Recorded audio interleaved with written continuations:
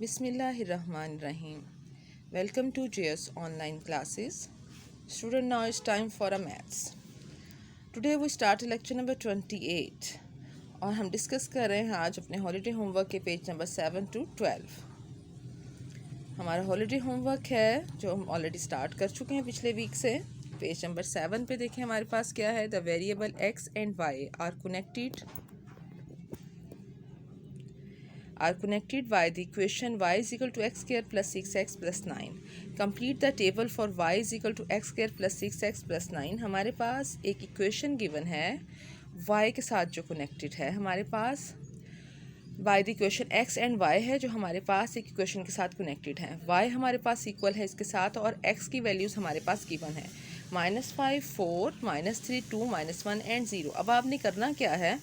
One time आप -5 को x की जगह पुट करके सॉल्व करोगे तो आपके पास y की वैल्यू आ जाएगी according to -5.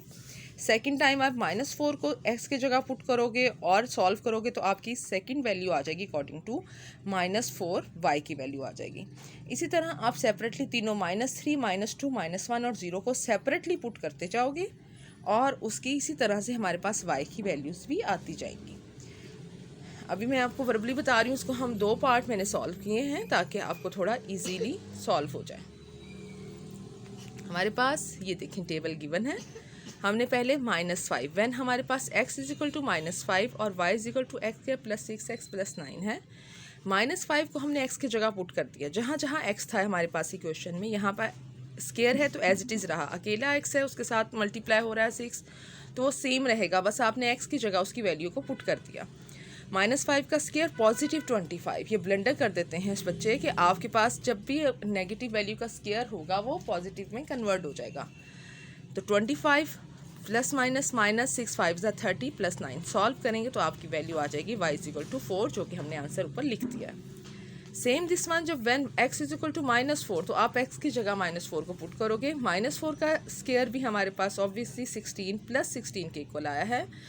Plus minus minus -24 plus 9 solve किया तो y इज इक्वल टू 1 हमारे पास आंसर आ गया.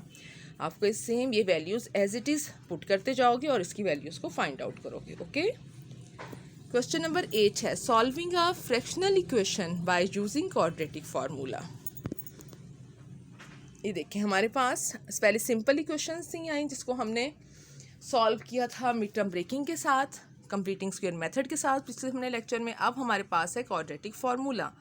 हमारे पास फ्रैक्शनल इक्वेशन है. सबसे पहले आप अपने फ्रैक्शनल इक्वेशन को स्टैंडर्ड फॉर्म में कन्वर्ट करोगे और उसके बाद उस पर क्वाड्रेटिक फार्मूला अप्लाई करोगे.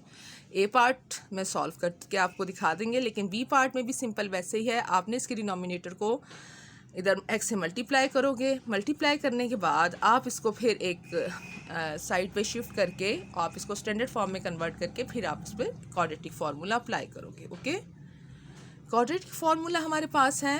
हमारे पास स्टैंडर्ड फॉर्म है ax² plus bx plus c is equal to 0 where a is not equal to 0. आप बहुत अच्छी तरह से जानते हैं कि अगर a 0 के इक्वल हो गया तो हमारे पास x² की वैल्यू ही 0 के इक्वल हो जाएगी. वो हमारे पास यहाँ पर नहीं रहेगी तो वो एक लीनियर इक्वेशन बन जाएगी. क्लियर. तो हमारे पास क्वाड्रेटिक फार्मूला है x is equal to -b plus minus b² -4ac का square root divided by 2a. जी स्टूडेंट हमारे पास है 8/x is equal to 2x plus 1. हमारे पास x को जो डिनोमिनेटर था इधर मल्टीप्लाई किया x इंटू 2x प्लस 1 तो 2x² प्लस x हमने इसको शिफ्ट कर दिया. देखें 2x² की पॉजिटिव वैल्यू हमें चाहिए थी तो हमने उसको उधर रहने दिया. ओनली 8 को इधर शिफ्ट किया तो 2x² plus x minus 8 is equal to 0. हमने कंपेयर किया इसको स्टैंडर्ड फॉर्म के साथ तो here a is equal to 2, b is equal to 1 and c is equal to -8. Values को हमने अपने क्वाड्रेटिक फार्मूला हमारे सबसे पहले लिखेंगे -b plus minus b² -4ac का square root divided by 2a. a b c की वैल्यूज़ को क्वाड्रेटिक फार्मूलाज में पुट करेंगे. पुट करने के बाद हम उसको सॉल्व करेंगे तो हमारे पास 65 का स्क्वायर रूट आ जाएगा. पॉजिटिव वैल्यू का स्क्वायर रूट हमें बता रहा है कि हमारे पास x की 2 वैल्यूज़ ही आएंगी. उसके डेसिमल उसके स्क्वायर रूट लिया तो हमने उसको 1 टाइम प्लस के साथ और 1 टाइम माइनस के साथ सॉल्व किया तो हमारे पास जो आंसर आया हमने उसको सोल्यूशन सॉर्ट की फॉर्म में लिख दिया. ओके. अब हमारे पास जो नेक्स्ट पेजेस आ रहे हैं वहाँ पर हमारे पास मिड टर्म ब्रेकिंग है, middle term splitting the middle term है। हम उसको रिवाइज करेंगे उस कॉन्सेप्ट को। In quadratic factorization using splitting of middle term which is x term is the sum of two factors and product equal to last term factor each pair of finding common factors. हम कैसे examples के साथ इसको further explain करेंगे।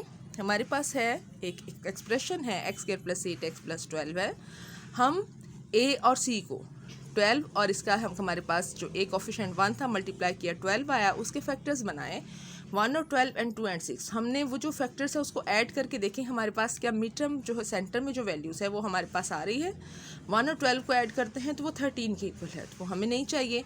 तो अगर हम 2 और 6 को ऐड करते हैं तो वो हमारे पास 8 आ जाता है। तो हम उसी के फैक्टर्स बना के इसको सॉल्व कर रहे हैं। ओके, फर्दर हमारे पास एग्जांपल है 3x² + 13x + 4 और मैंने जैसे बताया कि हम a और c को मल्टीप्लाई कर रहे हैं। 3 × 4 = 12।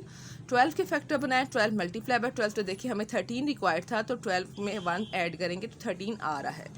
तो हम इसी के फैक्टर्स बना लेंगे 12x और प्लस x, और यहाँ पर हम 3 कॉमन लेंगे तो 3x कॉमन लेंगे तो x + 4, और यहाँ पर 1 लिया तो x + 4। जो हमारे पास कॉमन आया उसको 1 टाइम लिखा, और जो दूसरी वैल्यू थी उनको सेकंड हमने उसका पेयर बना लिया। ओके, ये हमारे पास फैक्टराइजेशन के ही सारे पार्ट्स हैं, क्योंकि आपके आगे 9th क्लास में भी बहुत ये चीज़ आ रही है, इसलिए इसकी हम प्रैक्टिस कर रहे हैं। ए पार्ट है x² - 11x + 20 and B part है x² + x - 2 और 9x² - 15x - 6। Similarly x² - 4x - 5 और a² + 9a + 8। ये और नेक्स्ट पेज पर भी हमारे पास आपके ये फैक्टराइजेशन के ही पार्ट्स हैं। आपने इसकी मिड टर्म ब्रेकिंग करनी है, ज़्यादा से ज़्यादा प्रैक्टिस करनी है ताकि आपका ये कॉन्सेप्ट बहुत अच्छे से स्ट्रॉन्ग हो।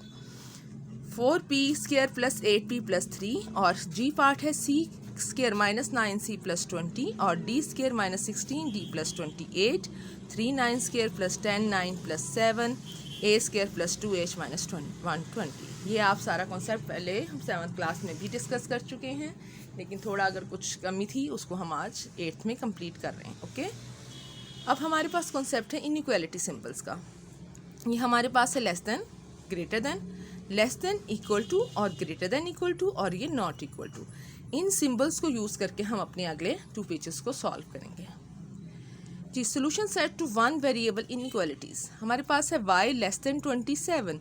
विच number are in the solution set for y। Circle हमारे पास है और हमने उसको ऑल द अप्लाई। यहाँ पर हमारे पास क्या है 25, 29, 17, 27, 0 और 37। अब आपने क्या करना है इसमें हमारे पास है y लेस देन 27। हम आपने इसको सॉल्व करना है which number are in the solution set for y। तो हमारे पास लेस देन में कौन कौन सी values, circle all the apply, कौन कौन सी वैल्यूज़ हैं जो हमारे पास 27 से लेस देन होंगी, आपने उसको सर्कल कर देना। ओके, नेक्स्ट हमारे पास है which number are in the solution set for x. X के सोल्यूशन सेट में अगर हम लिखते हैं सर्कल ऑल द अप्लाई, कौन कौन से अप्लाई होते हैं इसमें 25 less than equal to x, less than भी हो और उसके इक्वल भी हो। तो हमारे पास एज, तो हमारे पास एक 25 है जो इससे हमारे पास लेस देन इक्वल है, और इससे लेस देन हमारे पास कौन सा आएगा, देखें 24 है और 2 है। जो जो वैल्यू होगी आपने उसको सर्कल कर देना है। से इसी तरह से आपने इसके बाकी जो पार्ट्स हैं उसको भी सॉल्व कर लेना। Okay, Rewriting single variable inequalities है rewrite each sentence as an inequality in algebraic term. For example, हमारे पास y is 7 or more. जब 7 और more होगा तो it means 7 is mean equal भी है और more greater than भी है। तो आपने greater than के साथ उसका equal का साइन भी अप्लाई करना है, और जब 25 is less than c है तो only less than का साइन आएगा। सेम यही एग्जाम्पल अप्लाई करते हुए आप इसको सॉल्व करोगे। फर्स्ट है a is more than 99, तो आप जस्ट हमारे पास यहाँ पर क्या आ जाएगा a is more than 99, और यहाँ पर है p is 100 और लेस। अगर हमारे पास है p लेस भी है और इज़ और लेस दोनों है तो हमारे पास इज़ इक्वल भी आएगा और और लेस देन का भी साइन आएगा। क्लियर हो गया। इसी तरह से आपने इस पेज को सिर्फ लेस देन और इक्वल टू का साइन लगाकर लेस देन इक्वल या ग्रेटर देन और सिंपल ग्रेटर देन इक्वल के साइन से इसको कंप्लीट करना है। Okay, thank you students, take care, अल्लाह हाफिज़।